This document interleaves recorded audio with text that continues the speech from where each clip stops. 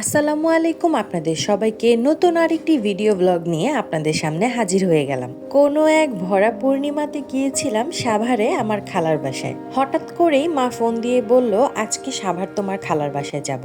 আমিও যেই বলা সেই কাজ, যেভাবে ছিলাম সেভাবেই বেরিয়ে গেলাম খালার বাসায় যাব বলে। অল্প সময়ের মাঝেই খালার বাসায় পৌঁছে গেলাম, আর রাতের খাওয়া দাওয়া শেষে আমরা সবাই বেরিয়েছিলাম একটু হাঁটাহাঁটি করার জন্য। আমাকে তো পুরাই বিধ্বস্ত মনে হচ্ছিল, কারণ আমি রেস্ট নেওয়ার এক্সট্রা কোনো সময় পাইনি। খালা যেখানে থাকে সেই জায়গাটা মূলত শহর এবং গ্রামের একটা মিশ্রণ, যার ফলে রাত 11টাতেই একদম রাস্তাঘাট ফাঁকা হয়ে গিয়েছিল। এটা হচ্ছে পরের দিন সকালের ভিডিও। মূলত আমার আর আমার মায়ের প্ল্যান ছিল সাভারের আমার বাবার যে কেনা জায়গা সেটা দেখতে যাওয়ার। যেহেতু আমার বাবা যেখানে জায়গা কিনেছেন সেই জায়গাটা আমার খালার বাসা থেকে 30 টাকা ভাড়া, তাই আমরা খালার বাসাতেই ছিলাম। আকাশটা মেঘলা ছিল, যেটা কিনা অলরেডি আপনারা দেখতে পাচ্ছেন। পরিবেশটাও যথেষ্ট ঠান্ডা ছিল। আমি তো ধারণাই করে নিয়েছিলাম যে এই বুঝি বৃষ্টি পড়বে, আর আমি তো ছাতাই আনিনি। এই যে হালকা ইটের বেড়া দেওয়া অংশটুকু, এটাই হচ্ছে আমার বাবার কেনা জমি। মূলত বাবা সোনালী ব্যাংকে চাকরিরত অবস্থাতে সব কলিগরা মিলে প্ল্যান করেছিলেন যে একটা জায়গাতে সবাই কিছু কিছু করে জমি কিনবেন, যেন রিটায়ারমেন্টের পরে সবাই সেখানে বাড়িঘর করে থাকতে পারেন। সেই সুবাদেই এখানে জমি কেনা। এখানে আমি পূর্বেও এসেছি 2021 সালে আমার বাবার সাথে।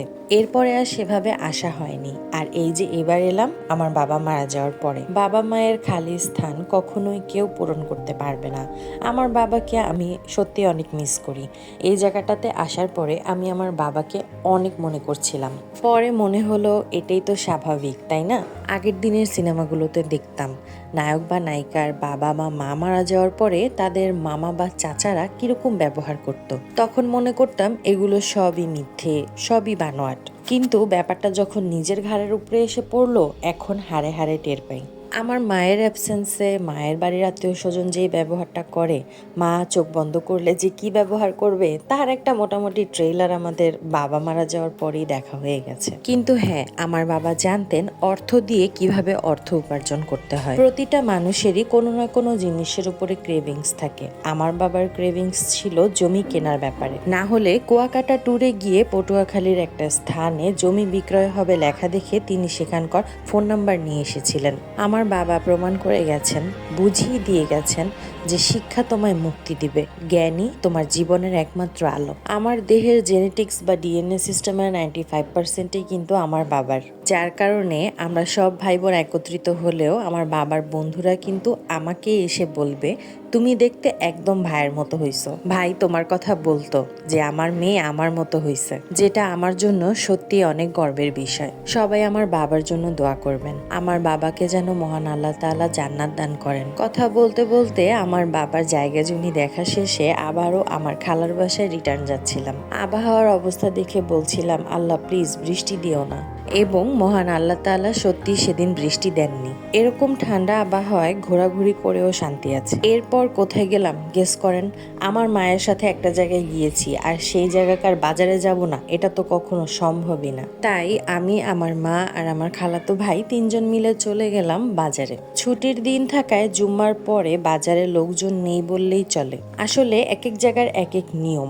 আমরা জানি শুক্রবারে বাজারে বেশি ভিড় হয়, কিন্তু এইখানে জুম্মার পরে বা শুক্রবার সকাল থেকেই তেমন ভিড় থাকে না। কিন্তু বেশি অবাক লেগেছে যে ঢাকার তুলনায় সাভারের এই বাজারের জিনিসপত্রের দাম আগুন। এত ঘোরাঘুরির পরে আমার মা 2টা তরমুজ আর 2টা বাঙ্গি কিনেছিলেন। যদিও বাঙ্গি 2টা আমার মা সিএনজিতেই রেখে এসেছেন। ওই বাঙ্গি 2টা হয়তো আমাদের রিজিকেই ছিল না। আমরা রওনা দেব করছিলাম, কিন্তু আমার খালার জোরাজুরির কারণে আমাদের দুপুরের খাবার খেয়ে রওনা দিতে হয়েছে। আর এতক্ষণ আমি কি করব?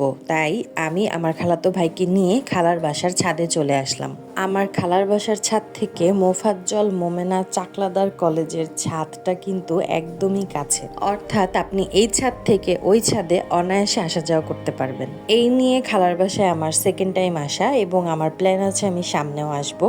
কারণ এই মেইন রোডটা জুড়ে প্রায় 40টার ওপরে রেস্টুরেন্ট আছে। প্রত্যেকটা রেস্টুরেন্টের ইন্টেরিয়র ডিজাইন খুবই সুন্দর, একদম পিকচার পারফেক্ট প্লেস। আর ফুড মেনু খুবই রিজনেবল। বাসার ছাদ এই জিনিসটাই আমার পার্সোনালি খুব পছন্দ। তাই এই ছাদেই আমি প্রায় 90 মিনিট সময় কাটিয়েছি। আমার খালা আমাকে ডেকে নিচে নামিয়েছেন যে আমি এত সময় ছাদে কি করি। এরপর দুপুরের খাওয়া শেষে ঢাকার উদ্দেশ্যে উবার করে নিলাম। সাডেন এই ট্রিপগুলো আসলেই অনেক আনন্দ দেয়। ছোট্টখাট্ট একটা রিফ্রেশমেন্টও হয়ে যায় আর একটা অন্যরকম ভালো লাগা কাজ করে। আপনারা কেউ এরকম সাডেন ট্যুর দিয়েছেন? কমেন্ট বক্সে জানাতে ভুলবেন না। আজকে এই পর্যন্তই, দেখা হবে পরের কোনো ভিডিওতে। ততক্ষণ পর্যন্ত আল্লাহ হাফেজ।